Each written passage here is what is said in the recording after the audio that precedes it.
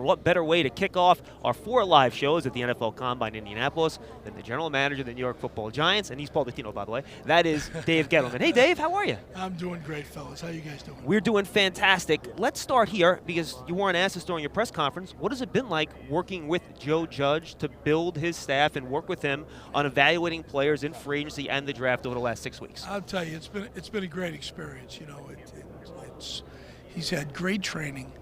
He's worked for arguably 2 of the most successful guys at their levels, head coaches at their levels in recent history, and he's very bright. You know, he's smart, and he played, worked for the Patriots, so he's wicked smart. So the bottom line is, it's been a treat. We've had great conversations, and it's been fun watching him put a staff together. Dave, we know why you're here. It's all about player evaluations. I understand there are 16 new things that they're putting players through this year. They've made significant changes to this combine. I'd like to get your thoughts on those changes. Do you like them? Are you ambivalent toward them? Do you think they really help you? We're going to find out, Paul. It's a new world. I mean, it's a new combine, and we're going to find out. I think that I like the fact that we have more time on the private with the formal interviews, but I don't like the fact that we have less. There's a smaller number of guys we can interview. I like the informal interviews, a better process. We're getting a ton of work done, in the West Concourse. So that's, you like that.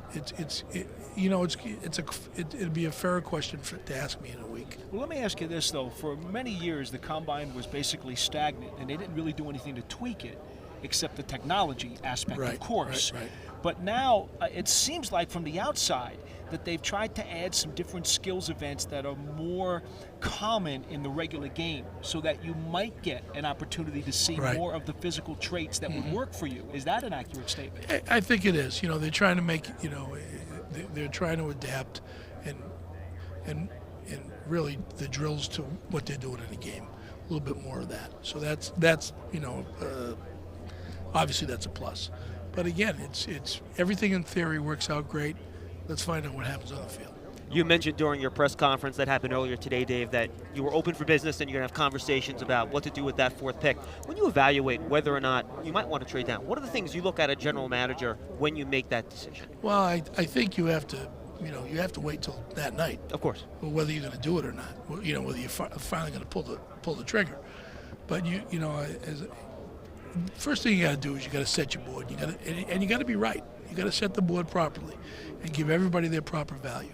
Because like I said earlier, if we're at 4, let's say a team behind us wants to trade back at 8, and that means there's going to be 4 players taken before us. If those 4 players are the ones we want and they're all gone at 8, now what? Mm-hmm. So you got to be careful. I've seen teams consistently trade back and trade themselves out of really good players. So, that it's the way it is. I mean, we're in a really good spot in terms of the value there and the ability to trade back. We'll see what happens. You were also asked the question, Dave, and I have to come back to it because the gold jacket thing about Barkley at number 2 certainly looks like it's going to work out. He has a great start on his early career.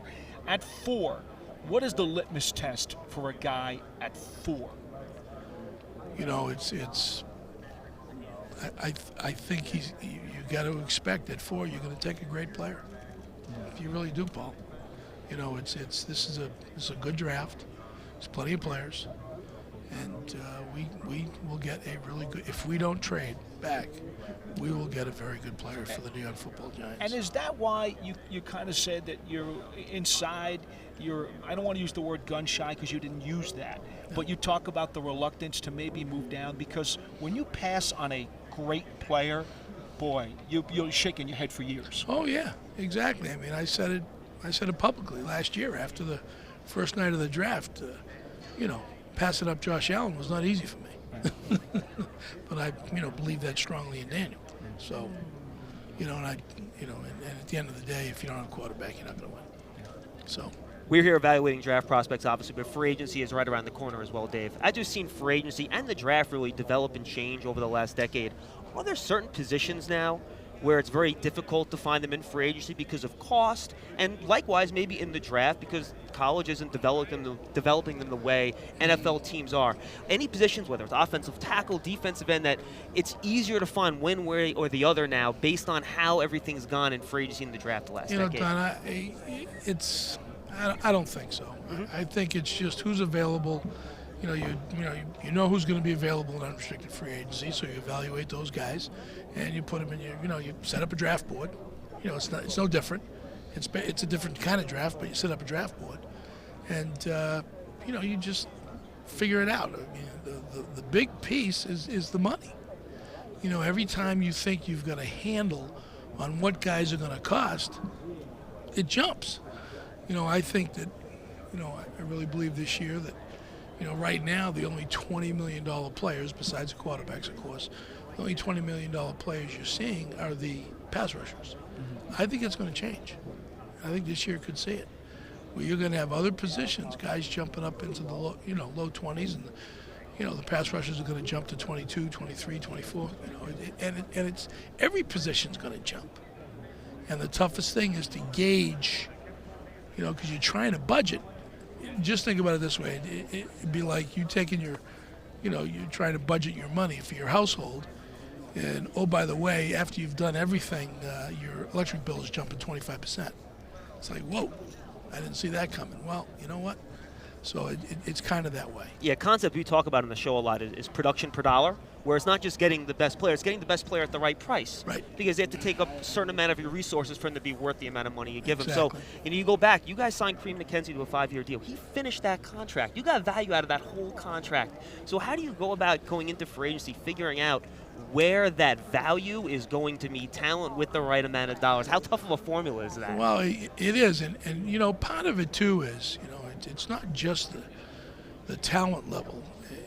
That's a major piece of it, but it's also the physical level. How healthy is he? One of the things we had a lot of success back in the aughts with unrestricted free agency because we were signing 25, 26-year-old guys who were healthy in their prime.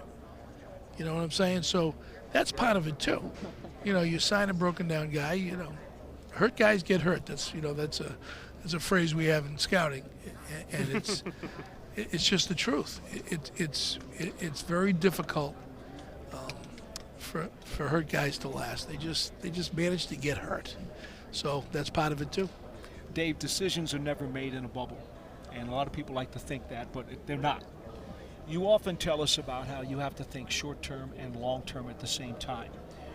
Does the indecisiveness of the CBA situation, although we hope to learn more as soon as we possibly can, not only adjust your planning, but also adjust the schedule of your planning as to when you want to do certain things as you move along to restructure the roster? Not yet, because you don't know where it's going to go, so you spend more time worrying about something you have no control over. It's like a coach worrying about the weather.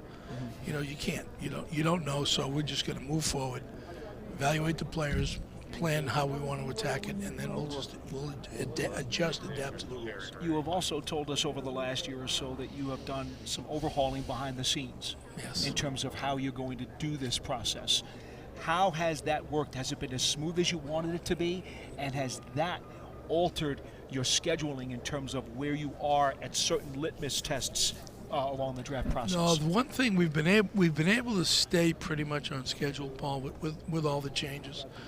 And there's a lot of them. There's a lot going on behind the scenes, but we've been okay with it.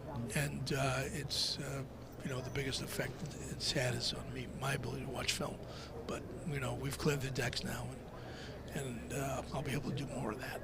But it's coming along very well, and it's the biggest thing is positioning the New York Football Giants for success soon, and for success thereafter, sustained success. Dave, that's the point. We really appreciate the time. Okay, kid. Thank you very much. You're Dave welcome. Gettleman, General Manager of the New York Football Giants. We'll be back with more Big Blue Kickoff Live right after that. Hey Giants fans, Saquon Barkley here. You want to see more videos? Subscribe below.